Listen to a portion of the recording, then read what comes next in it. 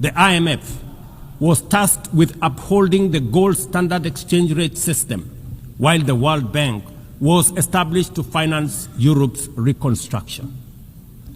Both have since evolved into development finance institutions, but their structures, decision-making, and governance remains dominated by wealthy nations.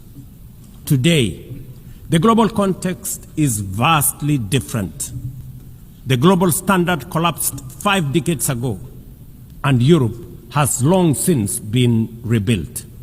Yet, the governance of these institutions has not kept pace with needs of a multipolar world, especially the needs of poor and developing nations.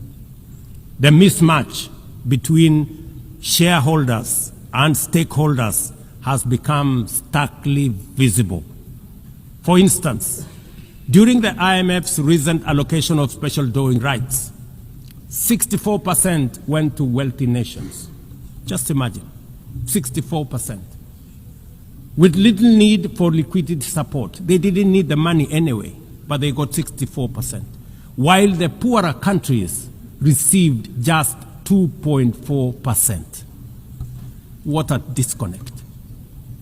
The imbalance highlights how the very institutions meant to safeguard global finance stability often perpetuate inequality and instability.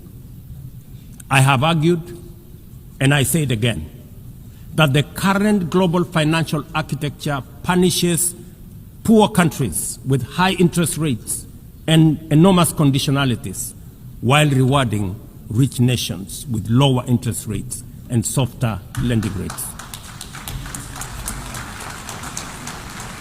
Its rules, priorities, and allocation mechanisms consistently favor those already prosperous, while trapping vulnerable economies in cycles of debt, high borrowing costs, and inadequate access to emergency support and concessional funding.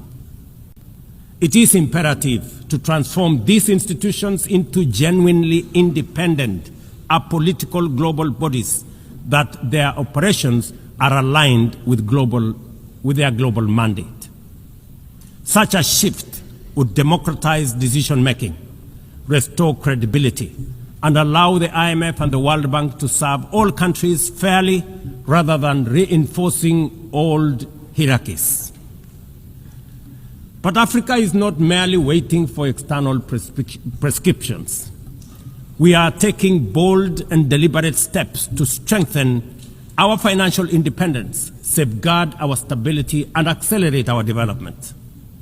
Kenya, for instance, fully endorses the establishment of the Alliance of African Multilateral Financial Institutions, launched with the Africa Union in February 2024.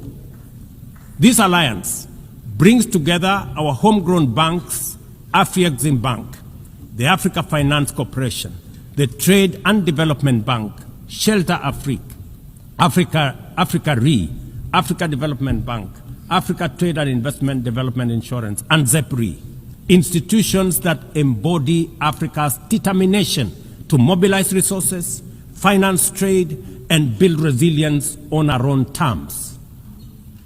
At the same time, the Africa Union is championing 3 transformative institutions: the Africa Central Bank, which will issue a single currency and free our trade from dependence on foreign money; the Africa Monetary Fund, positioned to stabilize our economies and give us true financial sovereignty; and the Africa Investment Bank, designed to mobilize resources for infrastructure, industrialization, and integration that Africa needs to rise. And to complete this vision, the Africa Credit Rating Agency, one that understands our realities, values our uniqueness, and tells our story with fairness and truth, has already been established. Excellencies, as we mark the 80th anniversary of the United Nations, Africa also marks 20 years since the Ezulwini Consensus and the City Declaration, the 2 historic milestones that establishes the common African position on UN Security Council reforms.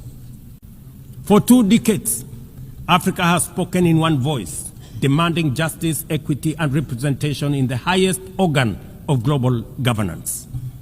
This demand, however, continues to be ignored, deferred, or endlessly debated to the detriment of both Africa and the legitimacy of the United Nations itself.